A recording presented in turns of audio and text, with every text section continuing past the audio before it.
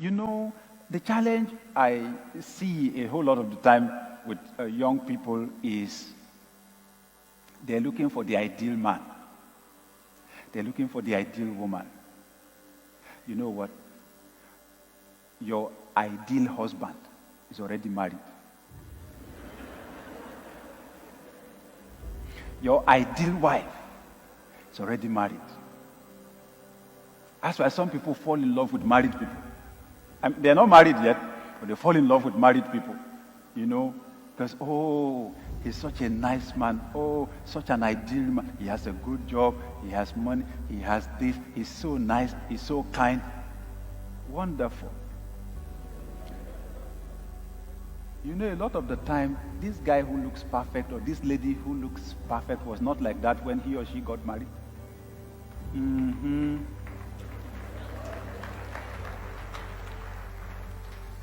If in your vision, your husband is a CEO, can you recognize him when he is not yet a CEO? That's what I'm talking about. That's what I'm talking about. You know, when Pastor Nick and I married, we were not the way we are now. Hallelujah.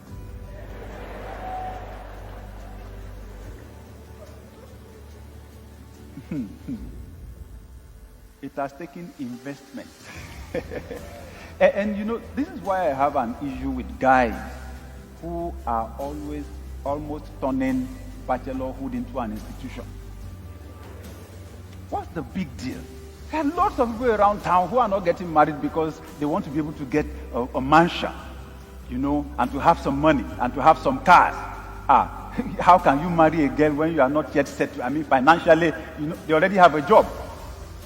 And they are waiting to have an ideal financial situation. And I'm telling you, if you're in that situation, you've been deceived.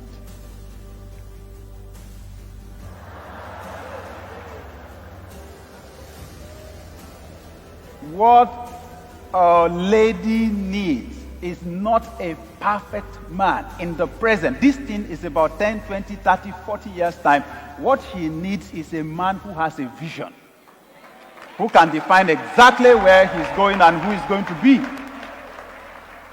That is what defines the kind of a wife he should marry.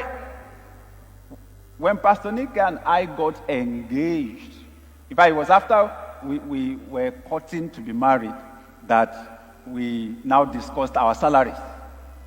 And I discovered that her allowance as a youth corper was more than my salary as a pastor. And the day I told her my salary, I quickly told her, you know what? It's not going to be like that forever. I am going somewhere.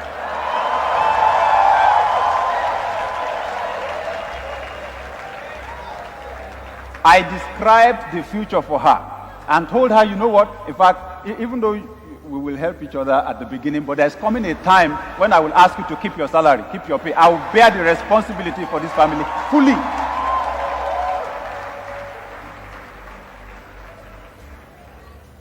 That's the essence of leadership. You have a vision and you have the capacity to communicate it. You should be able to sell your vision to a lady.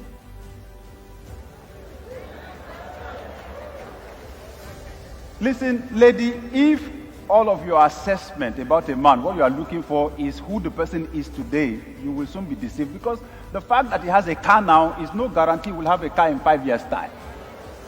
Marriage is largely, listen, making a choice for marriage is largely a matter of intuition. Some people, all they think about is the wedding day. One day, they invest all their thoughts, all their energy, all their preparation. One day, the wedding day. My wedding. The gown will come from Singapore.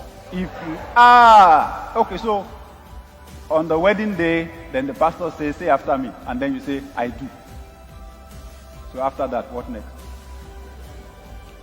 That's when some people remember, okay, there's honeymoon. They're supposed to do honeymoon after. So they do honeymoon 2 weeks or 3 weeks or 4 weeks, and then after that, so what next?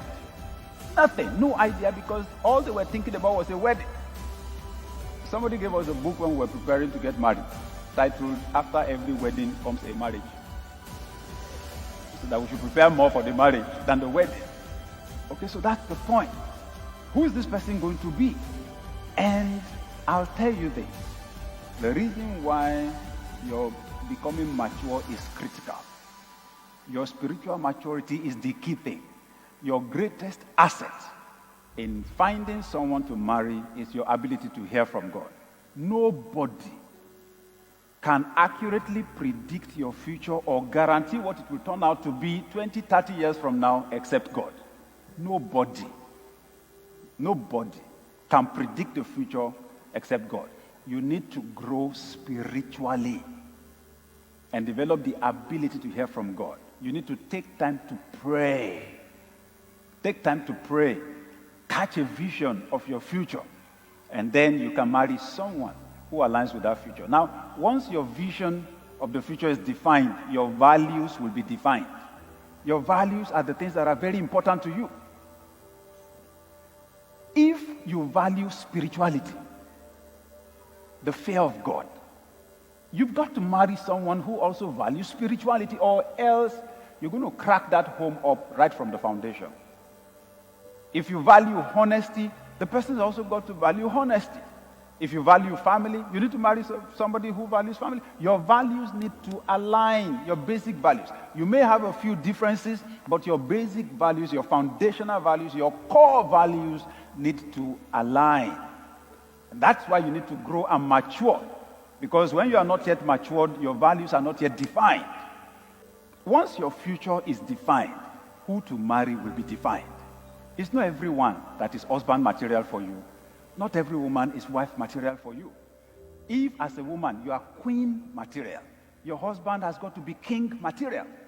So it will make it easy for you to make decisions. There are guys who can't, there are loafers who can't hang around you. Okay? Because your future is defined. You've discovered your purpose. It helps.